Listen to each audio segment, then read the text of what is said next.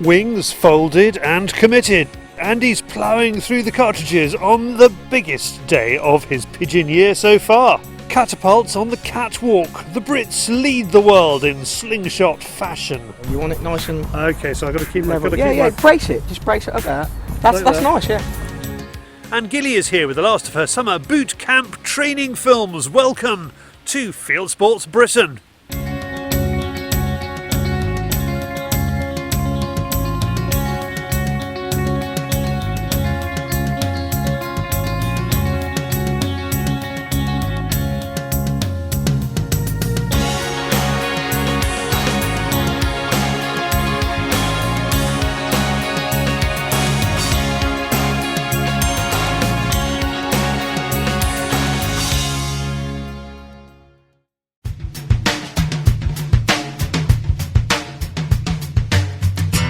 Andy Crow is not just playing host today, he's playing Air Chief Marshal, setting out a battle plan and ordering his squadrons to attack the challenge that's flying in from France. His squadrons in this case are the guys from Jack Pike, and the evil invaders are pigeons, both homebred and recently migrated from France, that are threatening to devastate crops in this part of the southeast of England. Crow believes this could be the biggest day of the year, so has brought along reinforcements. It's a coordinated effort, with the guys set up over 4 fields. The plan is executed by radio, so everyone can start shooting at the same time. As you can see, we've got a lot of flat corn. We've got about 70 acres a week that's gone flat, and it is flat. There's places it's worse than others. I've got young Brody down today. He likes to come down and have a bit of a bang up when he was free today. He's got no clay shooting on tomorrow, so he's come down for the day. It's always good fun to have him in the hive with me. He's a good laugh. He tries to teach me how to shoot, but it don't always work. But yeah, there has been a lot of feeding here. We just have to see how it goes. Just going to start off with a few Silla socks out here and maybe set out a whirly. These work, it's quite breezy today, so these will work quite well. So I'm just going to stick a few of these out, a few full bodies, and hope to get a couple a bit quick for the whirly and see if that will bring them in. It's just a case of trial and error today. They haven't been shot at too much, so they're not tame, but they haven't seen the whirlies, they haven't seen the flappers for a few weeks, so it's all new to them, and they tend to decoy a bit better this time of year. The chance of a bumper bag is not the only thing floating Crow's flying boat. He is using new cartridges featuring a familiar face on the box. We used them last weekend. They performed really well. I was really impressed with the way they went. Shot some really nice long stuff. They're a lot smoother. They're a faster and smoother cartridge than the old clear pigeon. Plus they're in a white case, which makes them a lot easier to find. I'm quite looking forward to using them again. I enjoyed using them last week, so we'll see how we get on today. They were awesome cartridges, to be fair. Really good. This one is going to be a busy hide with Crow, Brody Woollard, Brody's dad Dave, Rosa the Labrador and the man with the camera. To make sure we are all well hidden, Crow is taking advantage of local vegetation. As you can see, the hide, it doesn't really blend in, it looks out of place. It's always covered the hide with as much natural as you can. So, but yeah, we're just building it up. One good way of doing it so it don't fall down when it grounds hard, you get the string that goes over the top of the net, that holds the net up. Just get hold of that, go round the branch like that, and back over the top of the hide pole, and then it ain't going to fall down. With everything in place, Andy gives the much anticipated go-ahead on the radio. Yeah, we're ready to go now.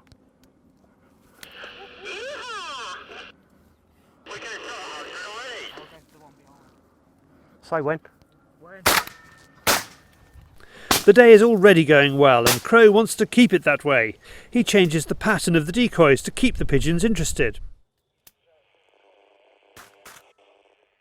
We're just sticking the rotary out for a bit of movement.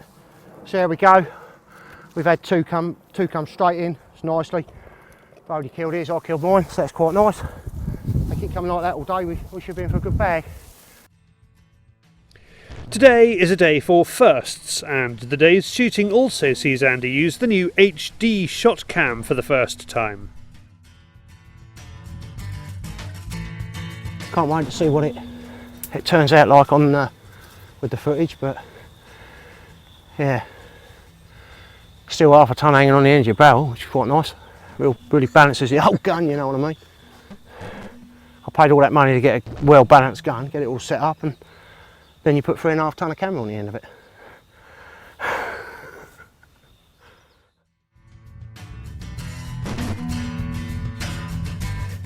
The flight lines change throughout the day, but Crow was confident the birds will come in high numbers around the hide and onto the decoys, and he is right to be confident.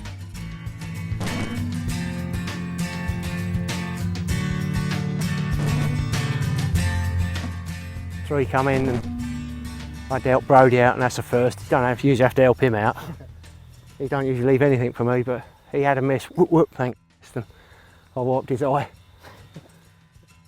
Numbers of pigeons start to fall off compared to earlier in the day, and Andy thinks he knows why.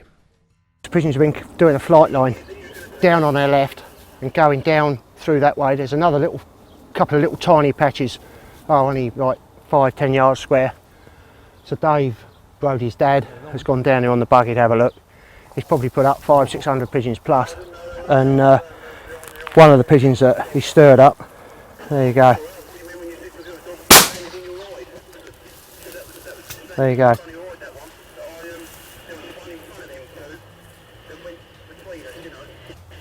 And that's early part of the day, so like I say, we've got a few more hours yet. It's only 2 o'clock, and it's quite nice. I think we'll be on for what I was hoping for. I was hoping for 1.5, 150, and we're well on track for that at the moment. Pigeons are flying around twice because they haven't been shot at. They are so keen to feed, they just keep coming. I've just had one come in the decoys, or come round the decoys flying past, and as that come past I've shot that, and its mate has gone 60-70 yards out the other side of the decoys, flown back past at about 35-40 yards, to not bothered by the shot, and I've nailed it, so comes another one in. The birds keep it up all afternoon and keep all 4 fields of shooters busy. Andy and Brody finished with 338 in the bag. That makes a collective bag of around 550 pigeons with the other group's bags added in. It's gone really well. Me and Brody shot really well together, we always do. We've been dropping them in the flat, no problem at all, but anything that goes in standing, we stop shooting, I'll go straight out with the dog. She's worked, I can't fault her today. She's worked really, really well. Really well. We haven't lost anything in the standing, which is brilliant. But no, we've had a great day. All of us have. It's been brilliant. The great growing season for crops in the south of England means a superb breeding season for pests like pigeons. This won't be the last bumper day on this farm in 2017. Thank you, Andy, Brody and the gang. And Andy's Game Ball Clear Pigeon shells will be launched at the Game Fair at the end of July at Hatfield House, so look out for that.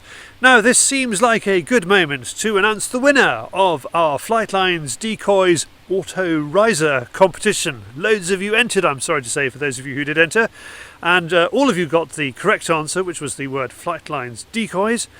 So I've put your names into the spreadsheet in a slightly geeky way, and I'm going to scroll up and scroll down and scroll up and choose a winner by pressing my finger on one of you.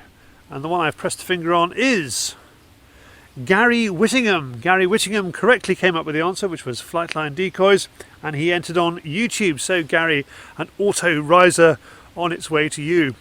Now from winners to also rounds, and David is back with the Fieldsports Channel News Stump.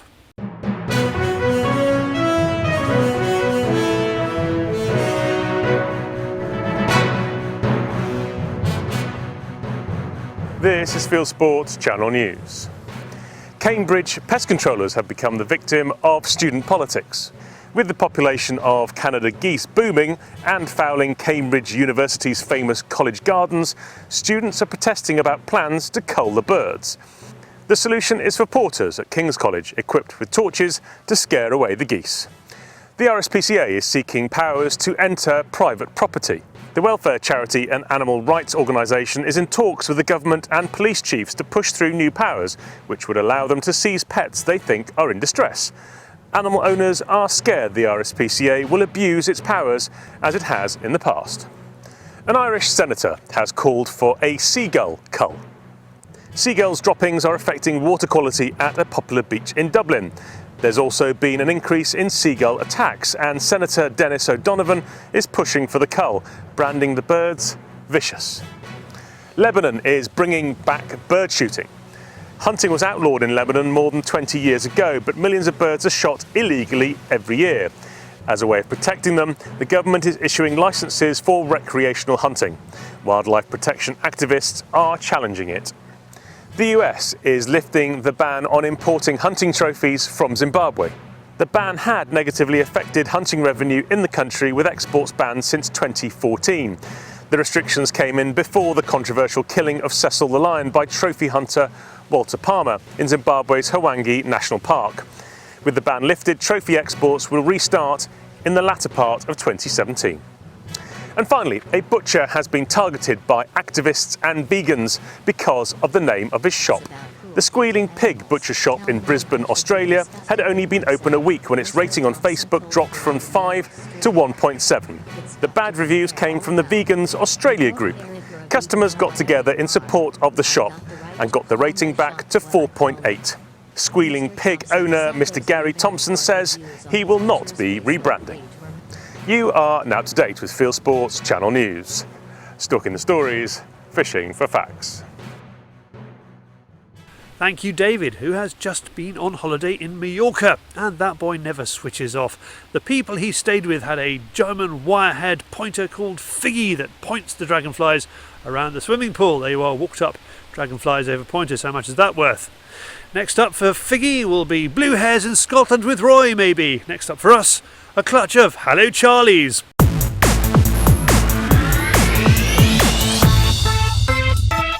Hiya Charlie, hope you're keeping well.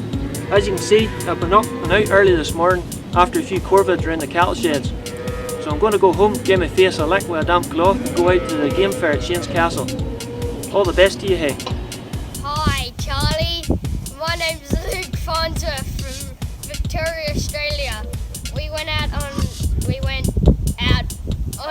a sheep farm and we shot 14 foxes with me, myself and my dad. Cheers from Australia. Cheers from Australia! Hello Charlie, it's Steve from Kent. I'm over in Essex today trying to get a few crows and pigeons for a farmer friend of mine. It's not been too good, it's really bright today, but I've got a few. Fingers crossed I'll get a few more. Keep up the good work, mate. See you soon. Bye. That's it. Please send me your Hallo Charlies via Facebook, YouTube, Dropbox or email charlie@fieldsportschannel.tv. Thank you for those. Now, I love catapults and I'm glad to say it's an area where Britain is leading the world.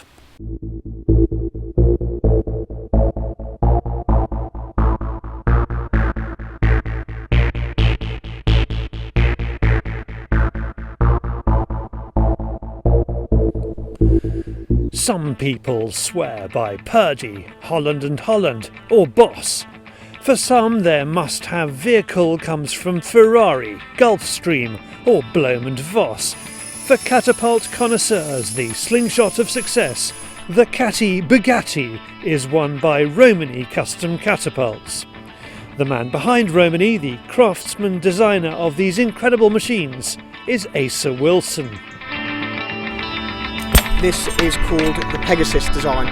This is pretty much a straightforward Pegasus one. It's scaled with a material, a fiberglass laminate material from America. In catapults there's nothing that's completely original, I wouldn't say. You take what's already available and then you turn it into something that you feel, well, it's going to be better, you're not going to make it worse. So this one is a triple layer G10. It's called, I believe, Urban Tiger. It's a fiberglass laminate material from America, very, very sturdy material, very, very solid. Then I've got another one here if you want to see this one, Yep. which is a material I've had sent from America. It's called plant stone, but this particular type is called Magic Forest. It's made up with literally debris off a forest floor like twigs, lichen, moss, all compressed together, and at night time, once this has absorbed the UVs, at night time this actually comes alive. It really does come into its own. The aluminium core is a 10mm aluminium core which I buy in plate and then is cut by myself, shaped all up, and yeah, The core is basically the skeleton of the frame. Without that, you wouldn't have a catapult, and I take pride in actually making my own ones rather than having them cut. I've worked with mammoth ivory in the past. I've got a catapult at home with walrus tusk on it, which is ivory. Yeah, I've worked with all stuff like that. I'd like to work with mammoth tooth. That's really beautiful but delicate. I sit online till 2 and 3 in the morning sometimes, searching up various knife sites and whatnot, and what I call hidden gems. There's people all over the world that maybe just in their shed like I am, but making materials to a really high standard. Well, just recently I've got in touch with someone in the UK, believe it or not. Normally they're in America, and he makes fantastic carbon fibre and hybrid carbon fibres, so he's actually making up a material that's not been used before, which I'm going to work with. And yeah, the search never ends. It never ends for materials.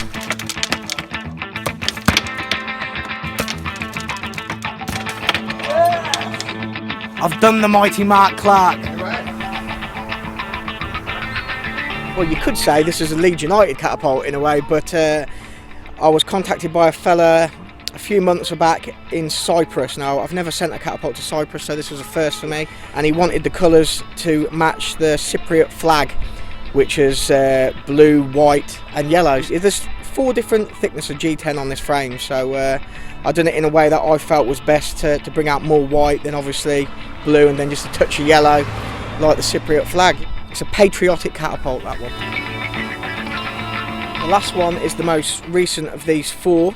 Again, it's scaled with G10, but it also has a special G10 from a maker in this country who makes materials, and it is a aluminium weave G10 laminate. So it actually has sheets of aluminium in it, which really does shimmer nicely. It's like it's almost like a carbon fibre look.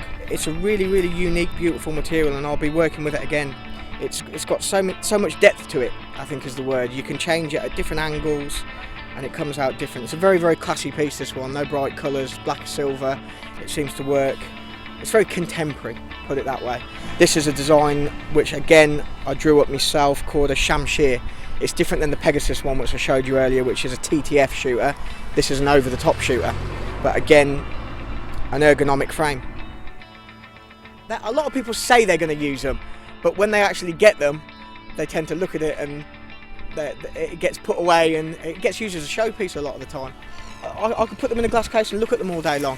I just appreciate the beauty of them more than anything. Don't get me wrong, they're a catapult and they have to function, and that is the main thing that they're built for. The main catapult core is for function, comfort, so they're in the right hands. You'd be able to take pennies out the sky with them, you know what I mean? They have to be able to function, but at the same time, for me, they're works of art, and that's how I build them. I build them as a work of art, and if their way of enjoying them and appreciating them is in a cabinet, then yeah, I think that's great. Asa creates some of the finest catapult designs in the world, and they all start life in a container outside Solihull in the English Midlands. Like the Birmingham gun trade before him, Asa is a master of innovation. Build process starts with the core 10mm aluminium sheet, which I'll draw out and cut by hand. Once that's cut out, I'll then shape round the edges to get it exactly where I want it and clean all the edges up from the blade.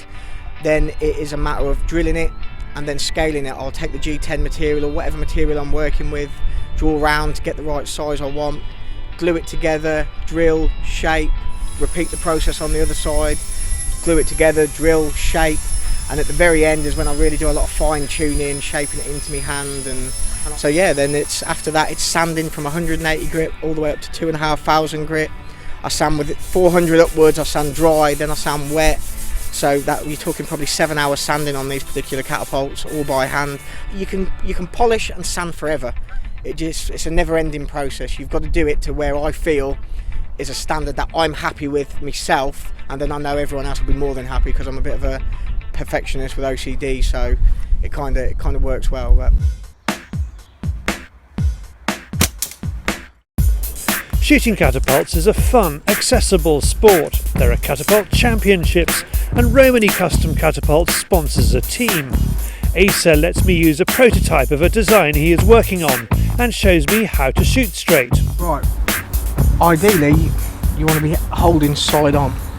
Absolutely. Side on. We'll spin that around the other way so the fans come over the top, always over the top. Oh, okay, right. I mean, I was always taught to do well, there's a lot of people that's accurate like that, but there's a lot more people that's accurate with it side on. Right.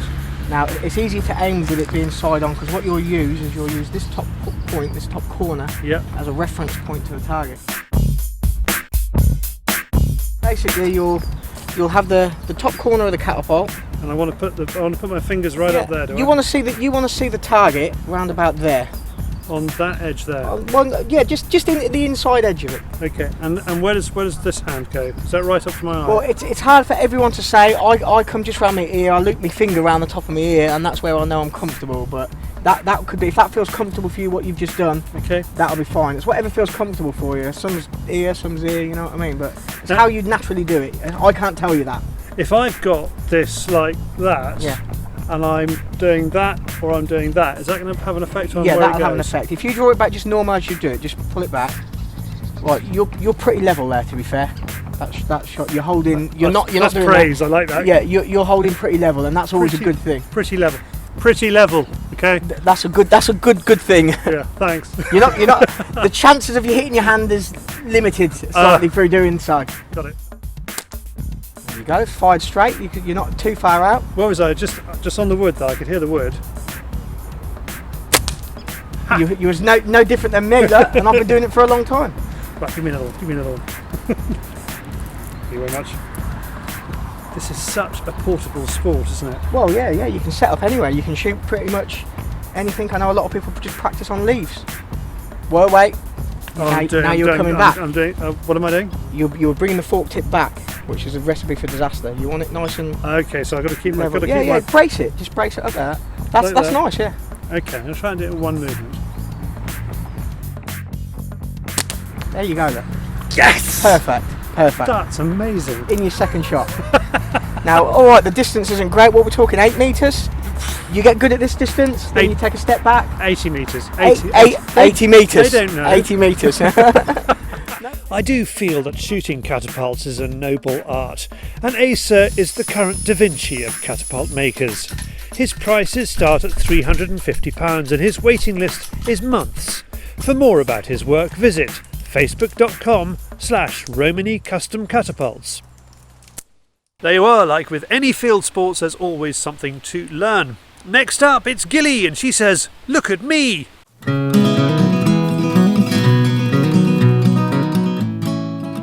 When we're out on a shoot working with a Gundog, quite often we'll just be told that there's a bird in a wood, and you go through with your dog or dogs and you hunt your pack or your single dog in order to try and find the bird.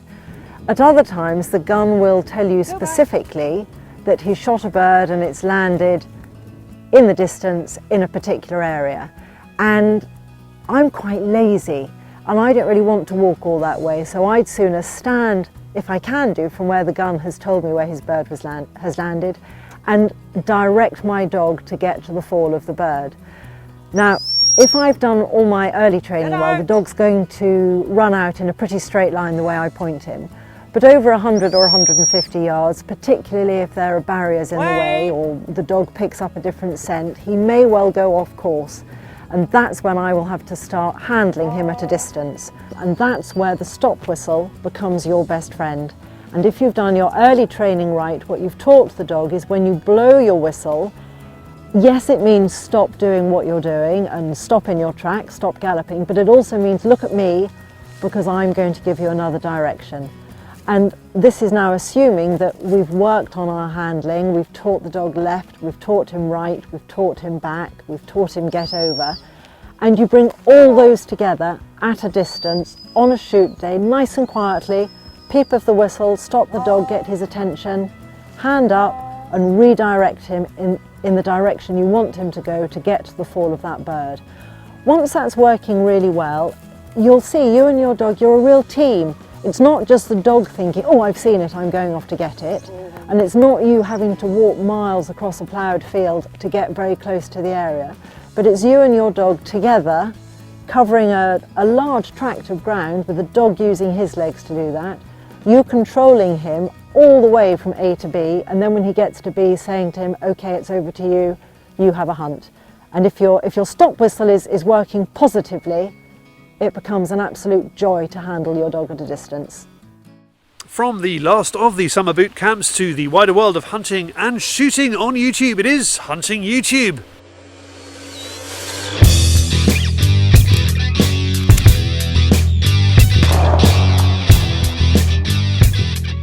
This is Hunting YouTube, which aims to show the best hunting and shooting videos that YouTube has to offer. German filmmaker Florian Wagner has made a lovely piece about British TV chef and deerstalker Mike Robinson. It promotes Leica sport optics and is beautifully shot. The films by Owen Beardsmore of deerstalking agent Service UK have stepped up considerably since his son Daniel took over filming. This is a show about finding a muntjac for a Danish client. I have not been reading my messages on YouTube. Cal Yacken sends in this film of driven pheasant and partridge at Wallaby in Lincolnshire from last season. The day is dedicated to the memory of his granddad who beat on the estate for 20 years. To Sweden, where Photo Jakt has made one of his best films. Even he says it is worth a large number of viewers. He is stalking roebuck in the Swedish forests. In the Netherlands, Rich Hunting has put up this film of goose shooting over stubble with a Browning A5, and he adds with a hint of pride a field trial Labrador. Germany's answer to the Pace brothers is the Hunter brothers. These two lads are walking up wild boar in German, and despite being a bit more Blair Witch than Byron and Darrell, they make the stalk exciting.